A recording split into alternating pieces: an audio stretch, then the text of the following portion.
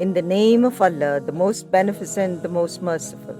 In the previous episode, we saw how the people of Mecca tried to ridicule, mock, and humiliate Prophet Muhammad sallallahu alaihi wasallam. But ridicule soon turned into something far more serious. When mockery failed, the people started demanding miracles. When miracles did not satisfy them, they tested the Prophet ﷺ with impossible questions. And when that failed too, they tried negotiations, bribery, and even compromise in the religion. In today's episode, we explore how the Quraysh tried every possible way to discredit the Prophet ﷺ and how each attempt only made the truth clearer. Let's begin today's episode. The Quraysh should challenge the Prophet ﷺ to bring forth miracles, and only then would they believe in him. These challenges are explicitly mentioned in the Quran, Surah Al-Isra, ayah number 90 to 93, which state as below. They say, "We will not believe in you until you cause a spring to gush forth from the earth for us, or until a garden of date palms and grapes be created for you and cause rivers to flow in it, or until you cause the sky to fall upon us in pieces as you have threatened us, or you bring Allah and the angels before us face to face, or a house made with gold comes into being for you, or you ascend to the sky. We shall not even believe in your ascension until you bring down to us a book that we can read." The verses conclude with Allah asking the Prophet ﷺ to tell the people, "Glory be to my Rabb. Have I ever claimed to be anything more than a Rasul?" It was clear that unbelievers were demanding miracles not in search of truth, but out of sheer arrogance. As if to drive this point, Allah mentions about the incident of the splitting of the moon and how the unbelievers reacted to it. Allah says in the Quran, "The hour of doom is drawing near. The moon has split asunder," which is the clear proof that the same thing can happen to the earth.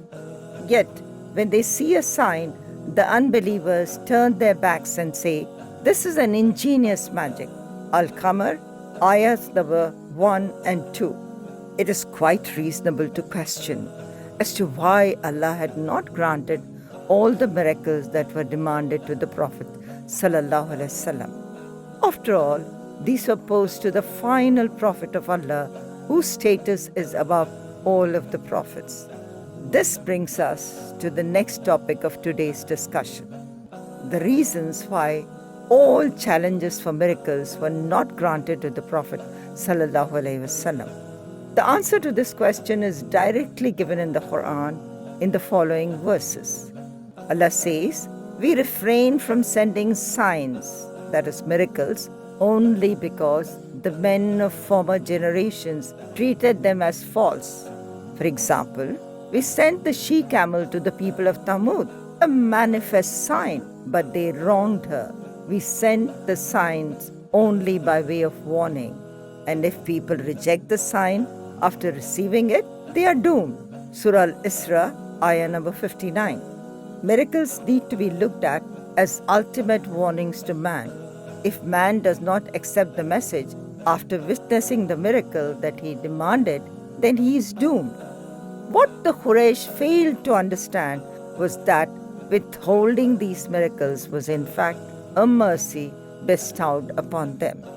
However, the greatest miracle that the Prophet ﷺ was given, and it is alive even today, is the Quran, and mankind today needs to consider what we are doing with it.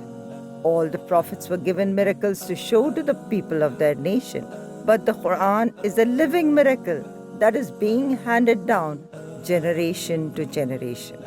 While the people at the time of Prophet ﷺ kept challenging him for miracles, Allah threw open a challenge to man with the Quran. This challenge is valid even today.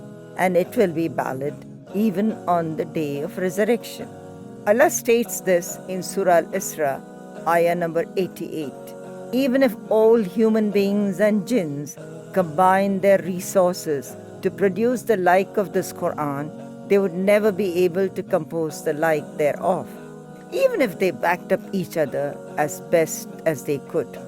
Now, let's talk about questioning the Prophet ﷺ on historical facts. Another tactic used by the people of Mecca to try and ridicule the Prophet ﷺ was to question him on certain historical events, which they were sure that the Prophet would not know. The concept of a prophet was new to the Arabs, as the religion of Ibrahim a.s. had been long forgotten and much time had passed. However, there were many Jews in Arabia who knew about prophets and had historical information from their books. So these Jews instigated the unbelievers to test the Prophet ﷺ by asking him certain questions. Once the people asked the Prophet ﷺ, why did the Israelites go to Egypt?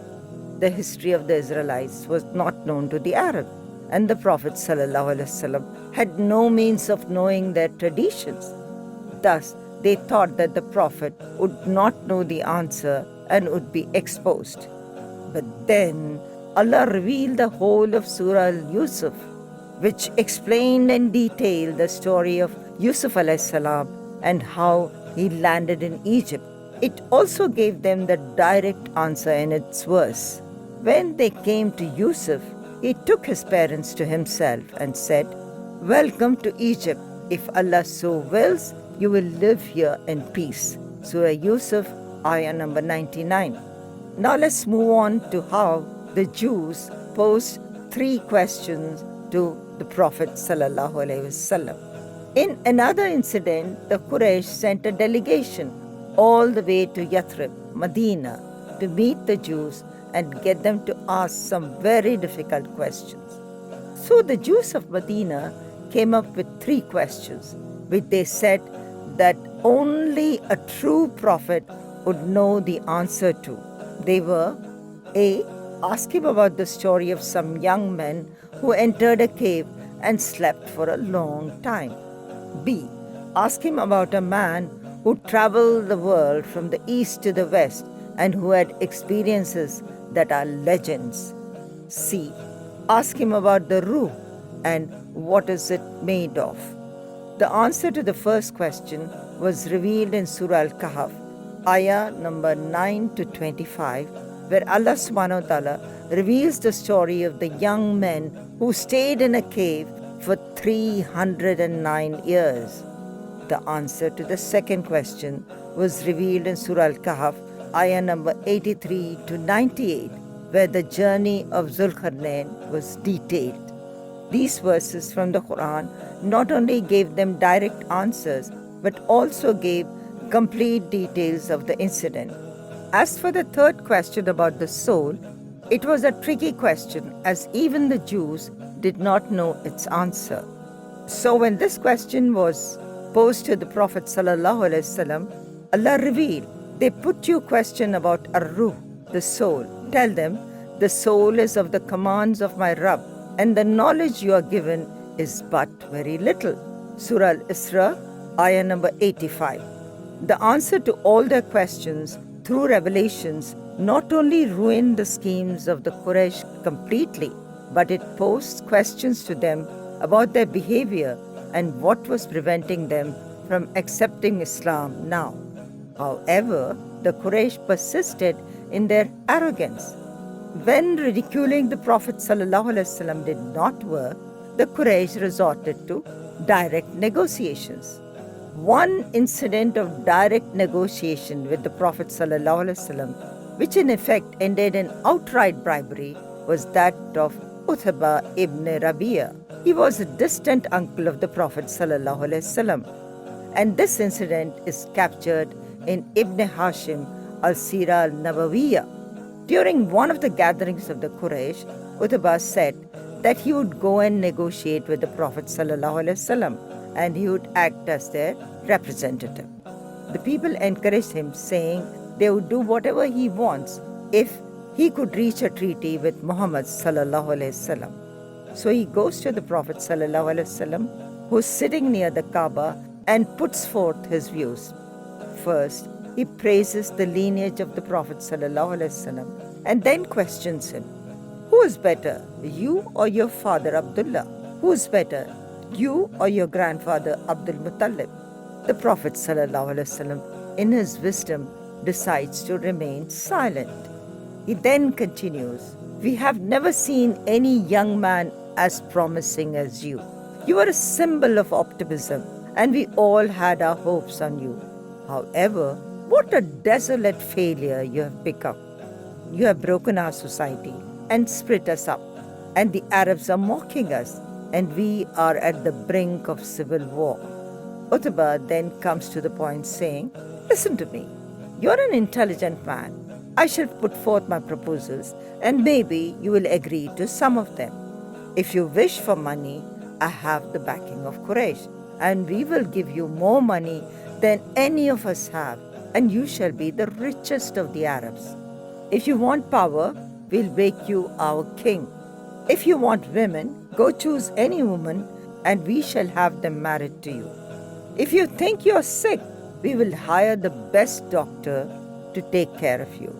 The Prophet ﷺ heard all this patiently and then said, are you done? And Utbah confirmed, yes, I'm done. Then the Prophet called out verses from the Quran saying, Bismillahir Rahmanir Rahim, Hamim, Tanzeelum Minar Rahmanir Rahim.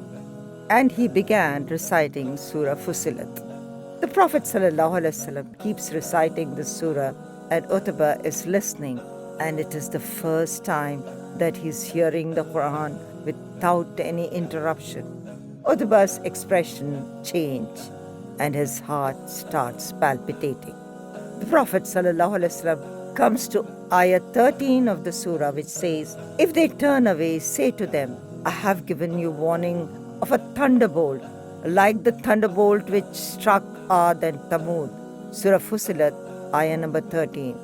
At that moment, Utbah jumps up and puts his hand on the mouth of the Prophet ﷺ, saying, I beg you, by Allah and by the rights I have over you as a blood relative, to stop and don't send the punishment. Utbah gets up in a hurry, and with his heart still beating very fast, he leaves from the place and runs back to the group of people who sent him. He reaches them and says, listen to me, leave this man alone. I have heard a speech from him that I have never heard before. This man is going to have importance.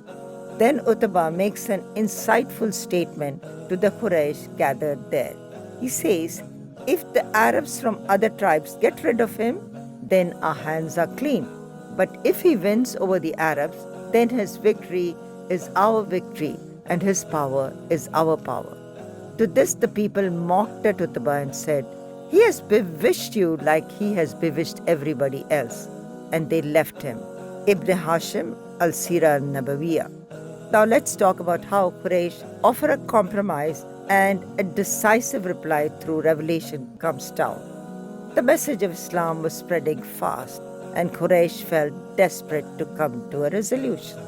Their negotiations and tactics were not yielding any results.